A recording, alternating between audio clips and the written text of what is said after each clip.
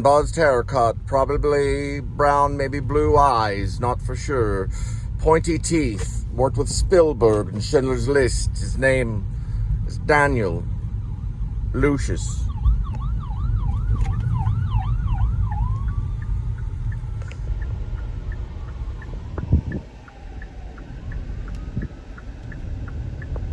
Daniel Lucius Coppeck, C-O-P-P-O-C-K.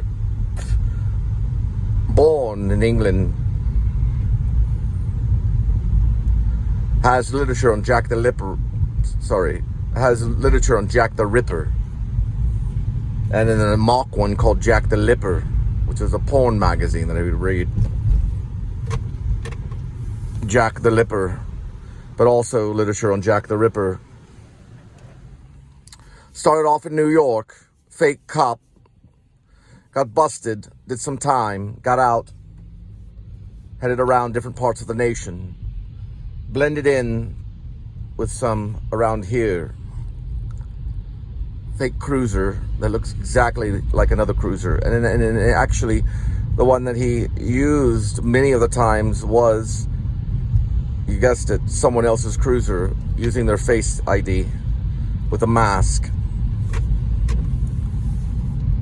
Sends text messages to Thomas Harris in the South. He honks back to him like that, and they laugh. Pretends like he's Danny the Cowboy as he drives around North Side. Little cowboy hat, very small, about the size that could fit in his palm. Skyline of Fort Worth. Hears voices. Remembers a murder that he participated in when he came here as a exchange student with his older brother, who was no longer around. Folsom Creek area in Haltom, down the road, a place called River Park Falls. Hung out with some of the kids from a story called Catnappers, written by Ash Cole. Splash.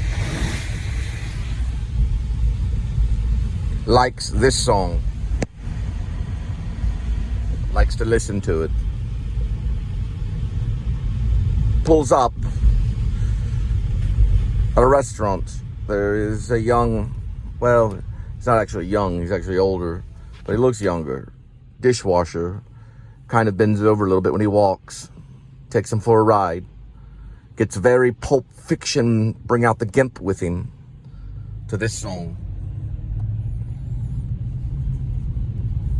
Some dungeon underground that he's created by digging.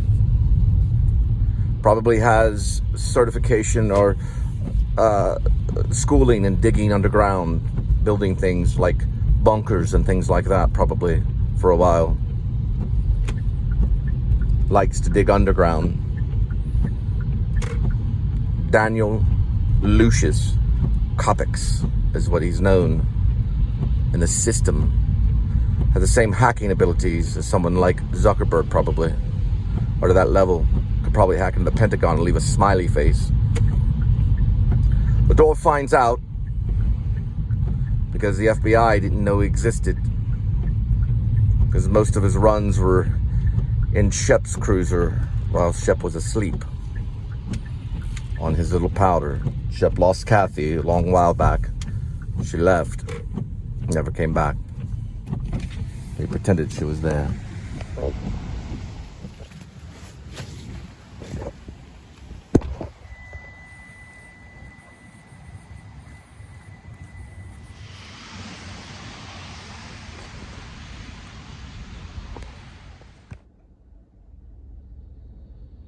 Thomas Harris, of course. This is 1.68 minutes. We will arrive 6:15 in the PM.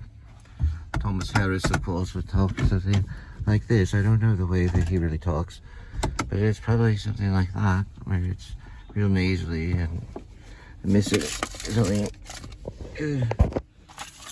Can't find it. Darn it. Breathe. My lips. down that way. Anyway.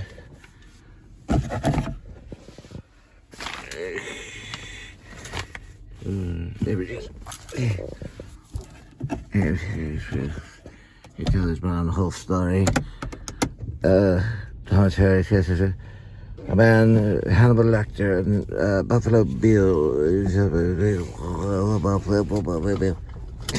Yes, I have thought of Jonathan Demme, Sons of the Lambs, recently, when I'm dealing with Lieutenant Coppex.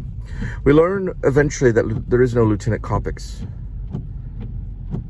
Have you ever heard of an impersonator? It's highly illegal. He impersonates. He can do it by using a real cruiser, as long as he can get a hold of the real cruiser. There's a guy that wanted to be a subway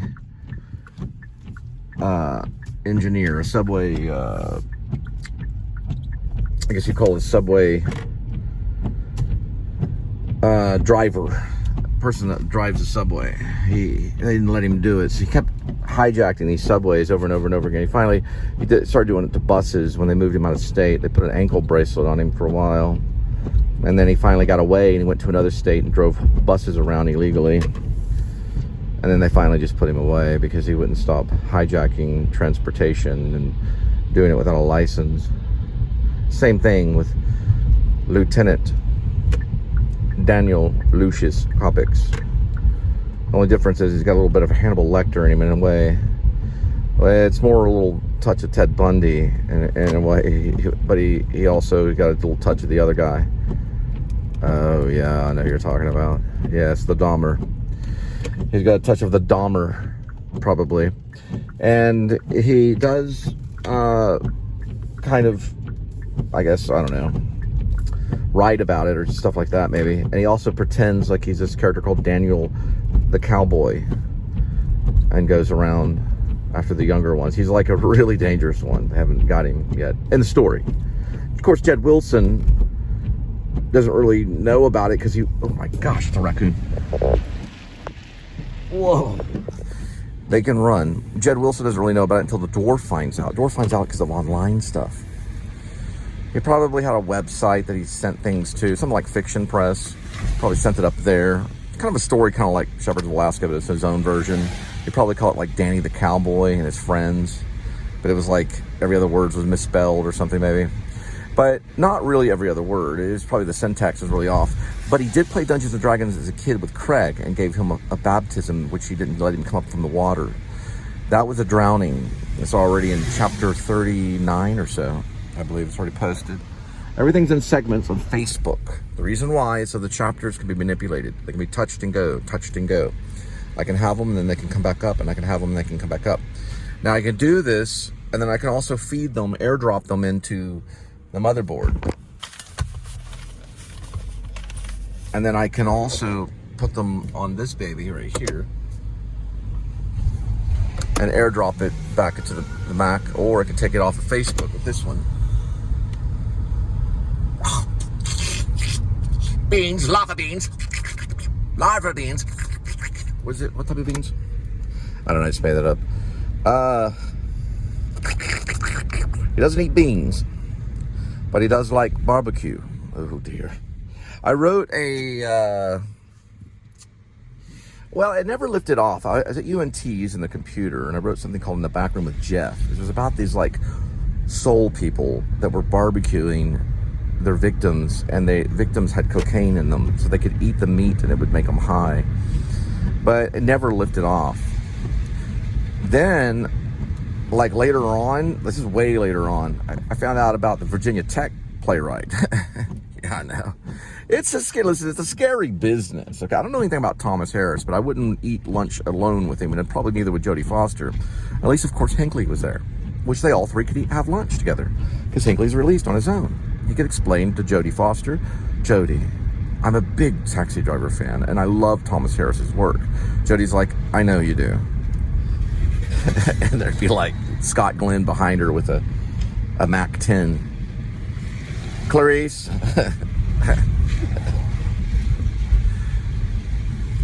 What do they call it, Clarice? Unnatural death. An unnatural death. What was it really called? It wasn't called an unnatural death. What was it called though? It was called was it Unnatural Death? I have to watch it. Not Unwanted Death. It wouldn't be an unwanted death. Well, in Apocalypse Now, it's to kill with extreme prejudice, or to get away. They don't even really use the word kill at the meeting with the SOG. The SOG is Studies and Observation Group. It's actually a real group, and it's a side group from some Alpha group. I think the original was Alpha Group. They had two names. SOG was one of them. Captain Willard was part of it before he stopped Kurtz, which was based on the real Conrad book. But there was another thing that was SOG was part of it. It had a little patch and everything, but it was actually real. Because he really wanted to go to Vietnam. Francis Ford Coppola did. They didn't let him. They only let him go to the Philippines during the Civil War. It was a milder war. SOG was definitely a Studies and Observation Group. That's probably what they were posing as in the jungle. They were posing as probably a real group. MAC, yes. MAC, as in M-A-C. They were Military Assistant Commando. SOG, Study and Observation Group. That's what they were going by when they did Apocalypse Now. That's probably what they posed as, so they could get around and get the choppers and things like that. Let's see what the price is on these. Sometimes I use them, sometimes I don't, because they always have the insurance. Well, they have insurance, but the employees don't always have the insurance. Oh, no, I don't think so. It's like Northside. Thomas Harris probably based some of those characters in the South, maybe in his area. He was familiar with some of the rivers and stuff like that. But he also used scientists, he used botanists, he used criminal science investigators, FBI agents. Whoa, let's go this way. And red, white, and blue is what Jonathan Demme went by as a color code. Yes, that's right, the Please Subscribe show. But regardless, there's some connections. There's some that everyone takes when they're drawing. Like maybe Matisse took a little from the other guy. It's right in the middle of it. Oh, I know what this is. I think I know what this is. Oh dear. They do not have a station along Lake Worth. They don't have a private station, not that I know of. But they scuba it to get there. A special. Now remember, the FBI, they're not behind this case. Neither is the other study group. Besides the FBI, what is it?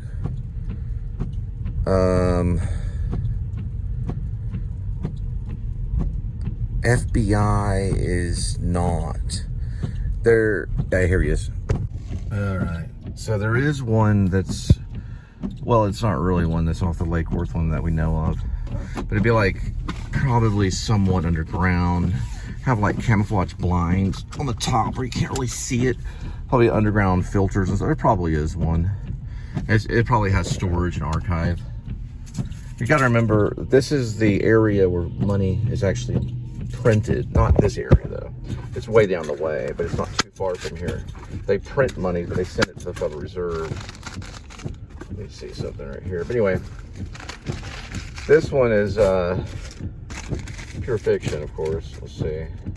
Aren't they all? But I wonder how many cases that Thomas Harris solved. Yeah, I see it on this one. You know what I mean? All right.